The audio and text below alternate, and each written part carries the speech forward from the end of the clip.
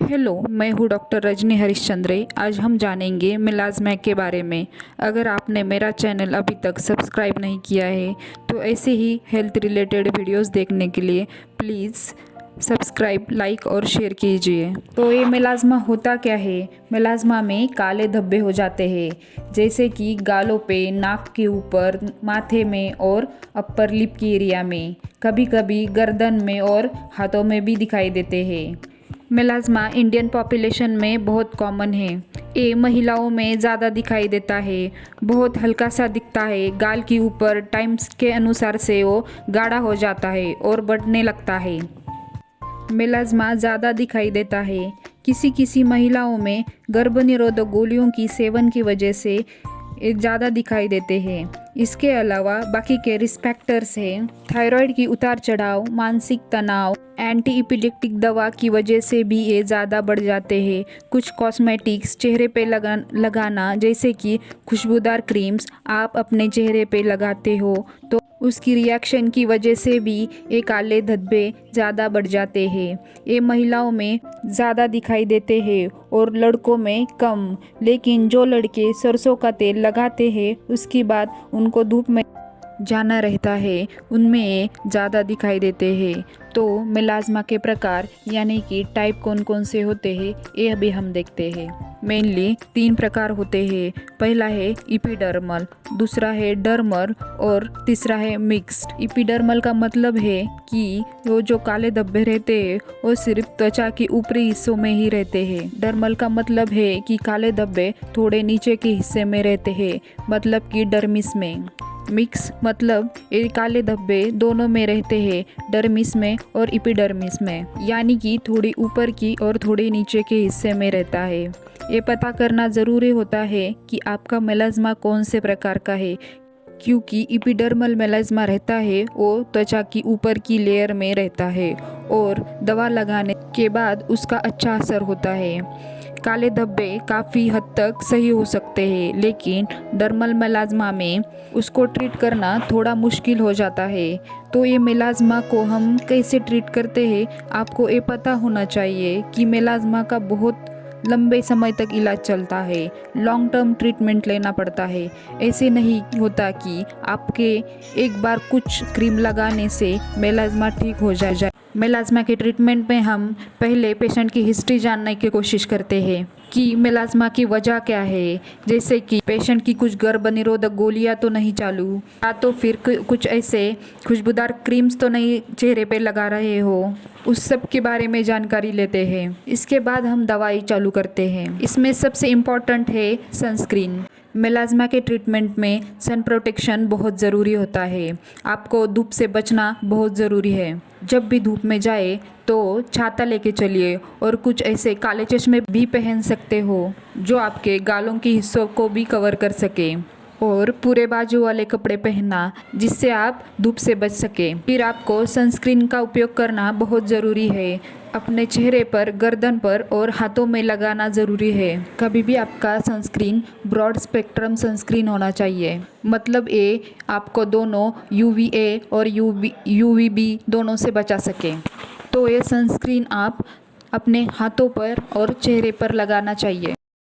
1 चम्मच मतलब 5 ग्राम सनस्क्रीन चेहरे पे लगाइए और सनस्क्रीन हर 2 घंटे में रिपीट कीजिए। एक ही बार लगाने से आपको पूरी प्रोटेक्शन नहीं मिलेगी। अगर आपने सुबह 9 बजे सनस्क्रीन लगाया है तो उसको 11 बजे, 1 बजे, 3 बजे और 5 बजे फिर से लगाना है, तभी जाके पूरी प्रोटेक्शन देगा।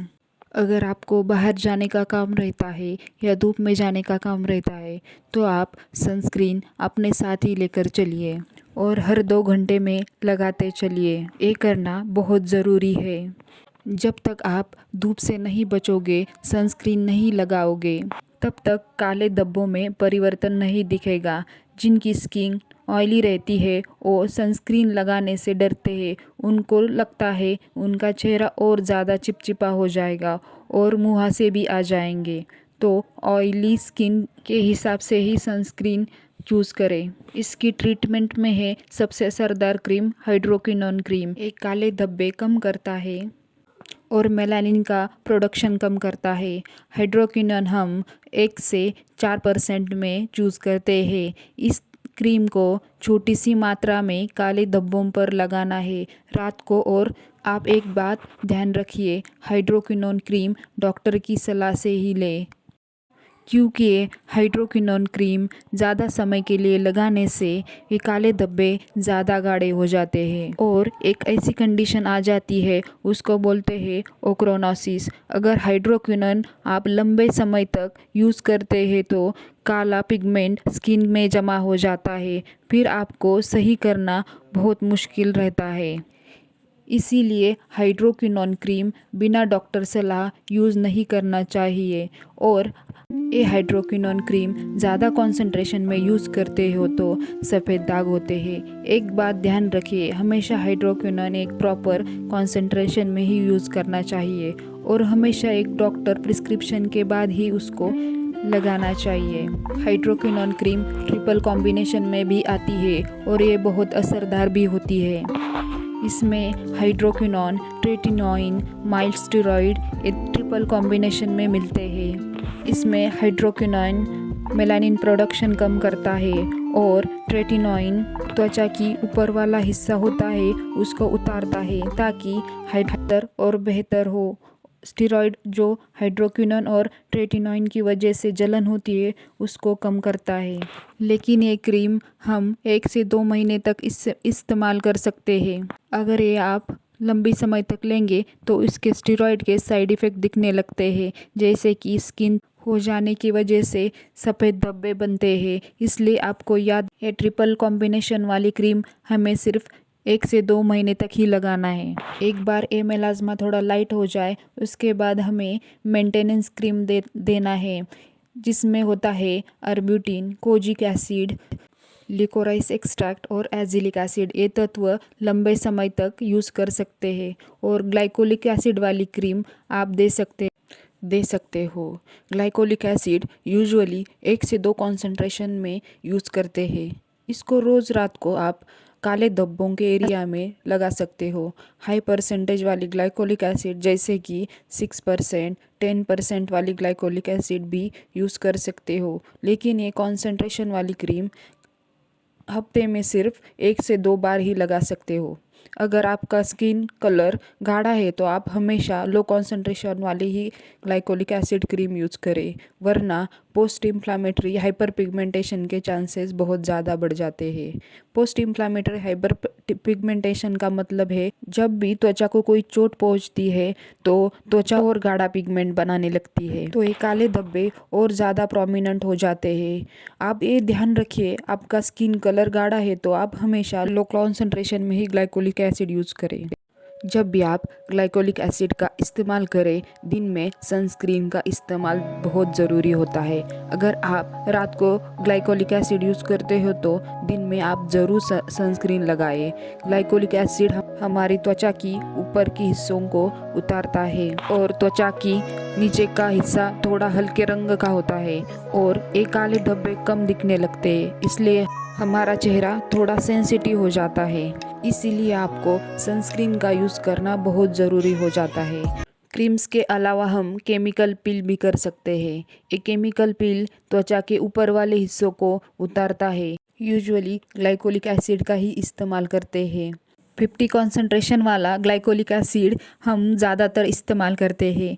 केमिकल पील 2 हफ्ते में या महीने में एक बार कर सकते हैं। ग्लाइकोलिक एसिड पील के अलावा येलो पील, चेस्टनट्स पील, TCA पील भी कर सकते हैं। जिनका थोड़ा डार्क स्किन टोन रहता है उनमें केमिकल पील थोड़े सावधानी से करना पड़ता है।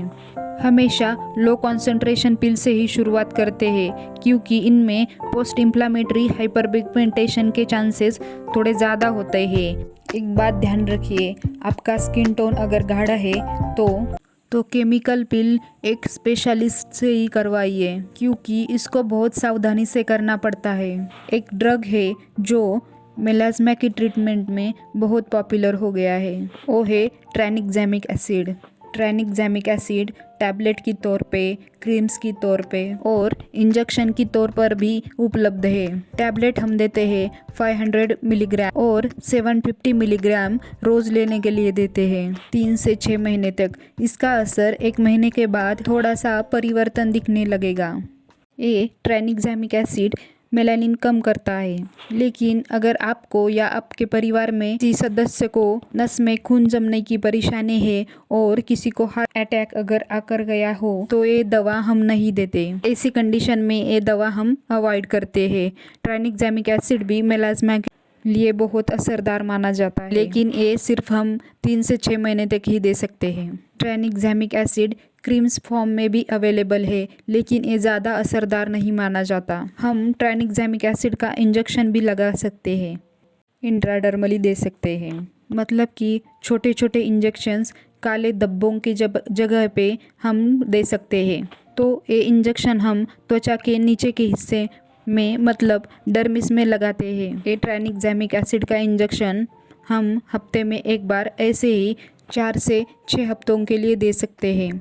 ये आप 2 से 3 बार करते हो तो काले धब्बों पर असरदार होता है। जब भी आप ये इंजेक्शंस लो तो रेगुलर बेसिस पे क्रीम्स और सनस्क्रीन लगाना चाहिए। तो एक क्रीम्स लगाने के बाद, केमिकल पिल्स करने के बाद और ट्राइनिक्ज़ैमिक एसिड का इंजेक्शन लेने के बाद भी अगर असर नहीं हुआ तो हम लेज़र भी कर सकते हैं। मेलाज्मा में लेज़र का उपयोग बहुत सावधानी से करना पड़ता है। ये लेज़र करने के बाद कभी कभी ये काले धब्बे ज़्यादा बढ़ जाते हैं या कहीं कहीं सफ़ेद धब्बे भी दिखने लगते हैं, तो इसे बहुत सावधानी से यूज़ करना पड़ता है। मेलाज्मा में क्यू स्विच्ड एंडियाक लेज़र और फ्रैक्शनल CO2 यूज़ करते हैं। ये लेज़र का सेशन आपको महीने में एक बार और 4 से 6 महीनों तक लेना पड़ता है। इसका असर कितना होगा ये करने के बाद ही देखना पड़ता है, इसलिए जिनका थोड़ा गाढ़ा स्किन टोन होता है उनके लिए हम टेस्ट पैच लेते हैं। अगर आप लेज़र ट्रीटमेंट ले रहे हो तो धूप से बचना और भी ज़्यादा ज़रूरी हो जाता है। तो लेज़र लेने से पहले और लेज़र लेने के बाद भी आपको धूप से बचना बहुत ज़्यादा ज़रूरी हो जाता है। तो ये लेज़र का अच्छा असर होता है। तो एक बात ध्यान रखिए कि मेलाज्मा का ट्रीटमेंट लंबे समय तक लेना पड़ता है। आपको अपनी लाइफस्टाइल में भी परिवर्तन लाना पड़ेगा। धूप से आपको एकदम से बचना पड़ेगा, तभी जाके मेलाज्मा कम होगा। अगर ये वीडियो आपको अच्छा लगे तो प्लीज़ चैनल को सब्सक्राइब, लाइक और शेयर कीजिए।